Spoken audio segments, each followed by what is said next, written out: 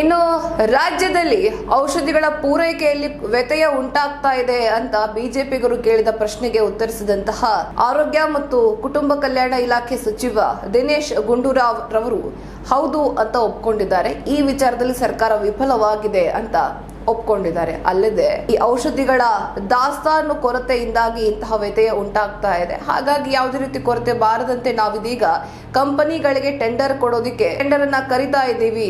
April 1ನೇ ತಾರೀಕಿನಂದು ಈ ಸಮಸ್ಯೆ ಬಗೆಹರಿಯಬಹುದು ಅಂತ ಡೆಡ್ಲೈನ್ ಕೂಡ ಕೊಟ್ಟಿದ್ದಾರೆ ದಿನೇಶ್ ಗುಂಡೂರಾವ್ ರವರು. ಬನ್ನಿ ಹಾಗಾದ್ರೆ ಕೆಲವೊಂದಿಷ್ಟು ಅಂಕಿಅಂಶಗಳನ್ನ ಮುಂದಿಟ್ಟಿದ್ದಾರೆ ಗುಂಡೂರಾವ್ ರವರು. ಏನಿದೆ ಅವು ನೋಡೋಣ.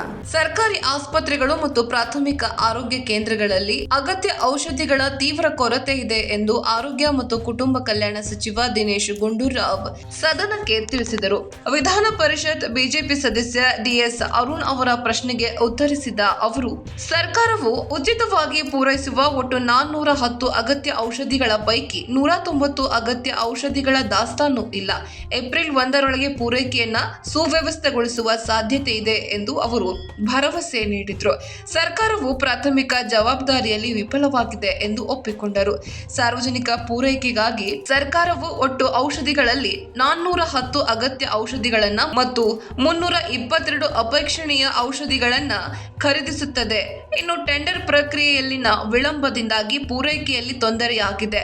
ಲಭ್ಯವಿರುವ ಸುಮಾರು 222 ಕೋಟಿ ರೂಪಾಯಿ ಹಣದಿಂದ ಔಷಧಿಗಳನ್ನ ಖರೀದಿಸಿ ಸಾರ್ವಜನಿಕರಿಗೆ ಪೂರೈಸುತ್ತೇವೆ ಎಂದರು. ಕರ್ನಾಟಕ ರಾಜ್ಯ ವೈದ್ಯಕೀಯ ಸರಬರಾಜು ನಿಗಮವನ್ನ ಬಲಪಡಿಸಬೇಕು. ಸರ್ಕಾರಿ ಆಸ್ಪತ್ರೆಗಳಲ್ಲಿ ಔಷಧಿ ದೊರೆಯುವ ಕಾರಣ ಔಷಧಾಲಯಗಳು ನಾಯಿ ಕೊಡೆಗಳಂತೆ ತಲೆ ಎತ್ತಿವೆ ಎಂದು ತಿಳಿಸಿದರು. ಔಷಧಿಗಳ ಕೊರತೆ ಆಗದಂತೆ ನಿರಂತರವಾಗಿ ಪೂರೈಕೆಯಾಗಲು 2 ವರ್ಷದ ಅವಧಿಗೆ ಟೆಂಡರ್ ನೀಡಲು ಉದ್ದೇಶಿಸಲಾಗಿದೆ.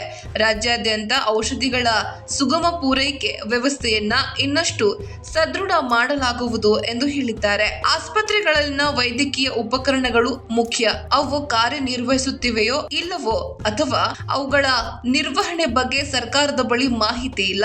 ಹೀಗಾಗಿ ಸರ್ಕಾರಿ ಆಸ್ಪತ್ರೆಗಳ ಬಗ್ಗೆ ಸಿಡಾಕ್ ಕಂಪನಿಗೆ ವರದಿ ನೀಡುವಂತೆ ತಿಳಿಸಲಾಗಿದೆ. ಪ್ರತಿ 3-4 ತಿಂಗಳಿಗೊಮ್ಮೆ ವ್ಯವಸ್ಥಾಪಕ ನಿರ್ದೇಶಕರು ಬದಲಾಗುತ್ತಿರುವುದರಿಂದ ಕೆಎಸ್ಎಂಎಸ್ಸಿಯನ್ನ ಸುಧಾರಿಸಲು ಸರ್ಕಾರ ಪ್ರಯತ್ನಿಸುತ್ತಿದೆ ಎಂದು ಹೇಳಿದ್ದಾರೆ.